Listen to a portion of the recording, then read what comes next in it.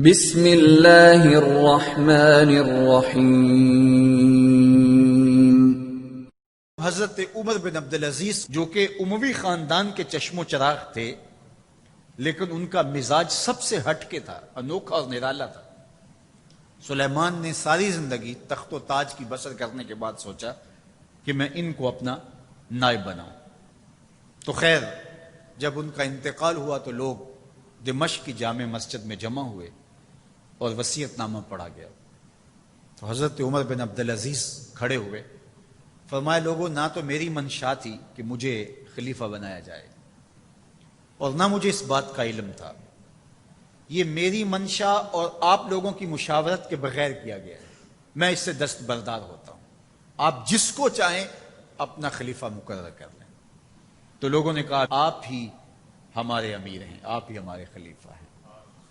تو آپ نے فرمایا کہ جب تک اللہ کی اطاعت کرتا رہوں تب تک تمہارا خلیفہ رہوں گا۔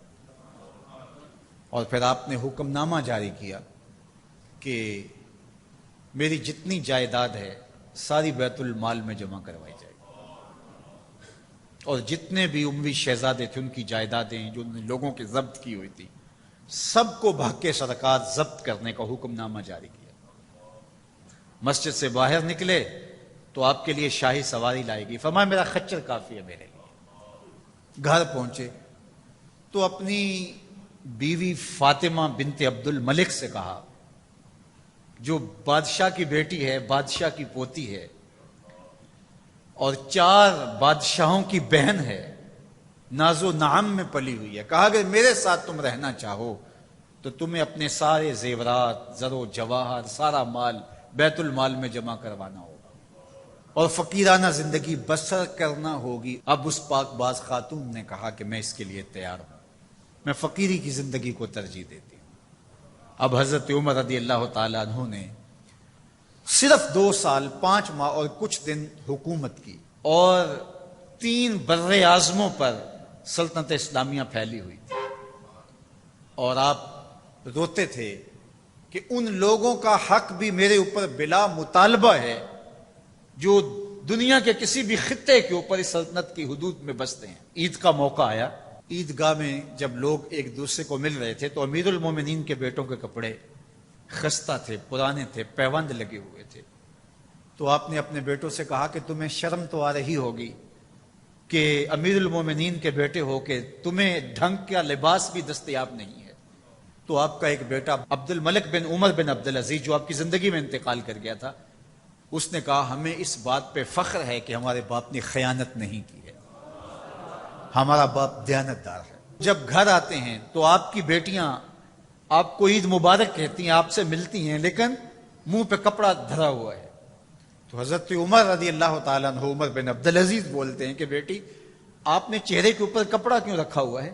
تو وہ کہتی ہے ہم نے کچے پیاز سے آج کھانا کھایا ہے، تو اس لیے ہم نے کپڑا رکھا ہے کہ آپ اس کی سمیل محسوس نہ کریں۔ تو حضرت عمر بن عبدالعزیز رو پڑتے ہیں اور فرماتے ہیں کہ کس باپ کا جی نہیں چاہتا کہ میری اولاد آسودہ ہو، لیکن میں آخرت سے ڈرتا۔ حضرت عمر بن عبدالعزیز رضی اللہ تعالیٰ عنہ کے 2 سال 5 ماہ اور چند دنوں کے اندر ایسا عدل پھیلتا ہے کہ لوگ کہتے ہیں ہمیں لگتا تھا آسمان اور زمین کے درمیان ترازو گاڑ دیا گیا ہے، ہر شے پوری پوری تولی جا رہی ہے، اور اتنی خوشحالی آتی ہے، اتنی خوشحالی آتی ہے، لوگ زکوٰۃ کے پیسے لے کے نکلتے ہیں، کوئی زکوٰۃ لینے والا نہیں ملتا۔ ایک علاقے کے لوگ حضرت عمر بن عبدالعزیز کو خط لکھتے ہیں کہ حضرت زکوٰۃ کا کیا کریں؟ فرمایا غریبوں کو دے۔ کہا کوئی غریب رہا ہی نہیں، تو کہا کہ اچھا آپ اس طرح کریں کہ جن کی شادیاں نہیں ہوئی ان کا مہر ادا کر کے شادیاں کروا دیں۔ تو وہ جواب میں لکھتا ہے یہ بھی ہو چکا۔ تو کہا لوگوں کو قرضہ دے دیں، کہا کسی کو قرضے کی ضرورت ہی نہیں ہے۔ تو پھر فرماتے ہیں اچھا غیر مسلموں کو قرضہ دیں تاکہ وہ کھیتی باڑی کر کے زراعت کے کام کو بڑھائیں۔ یہ عمر بن عبدالعزیز کا دور ہے۔ عدل پھیلا، نور پھیلا، روشنی پھیلی۔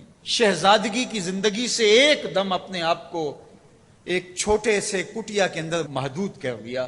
اللہ اکبر۔ حضرت عمر بن عبدالعزیز رضی اللہ تعالی عنہ مسلمانوں کے نامور خلیفہ ہے، اور ان کو ان کے عدل، ان کے انصاف، ان کی سادگی اور ان کی زندگی کے اس خوبصورت طرز کی وجہ سے عمر ثانی کہا جاتا ہے۔